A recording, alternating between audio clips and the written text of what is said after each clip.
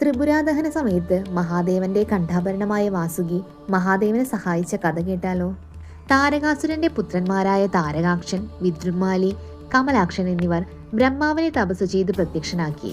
ബ്രഹ്മാവിന്റെ നിർദ്ദേശപ്രകാരം അസുരശില്പിയായ മയൻ അവർക്ക് അതിശക്തമായ 3 കോട്ടകൾ നിർമ്മിച്ചു നൽകി. ആദ്യത്തെ കോട്ട സ്വർഗത്തിൽ സ്വർണം കൊണ്ടാണ് നിർമ്മിച്ചത്. രണ്ടാമത്തേത് ആകാശത്ത് വെള്ളി കൊണ്ടാണ് നിർമ്മിച്ചത്. മൂന്നാമത്തേത് ഭൂമിയിൽ ഇരുമ്പ് കൊണ്ടാണ് നിർമ്മിച്ചത്. അവ ത്രിപുരങ്ങൾ എന്നറിയപ്പെടുന്നു. സഞ്ചരിക്കുന്ന ത്രിപുരങ്ങൾ 1000 വർഷത്തിലൊരിക്കൽ മാത്രം നേർരേഖയിൽ വരും. ആ നിമിഷം ഒരൊറ്റ അമ്പുകൊണ്ട് മാത്രമേ അവയെ തകർക്കാൻ കഴിയൂ.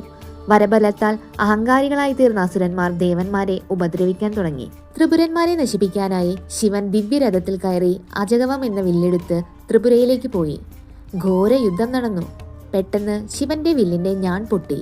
അപ്പോൾ വാസുകി ശിവധനുസന്റെ ചരടായി മാറി.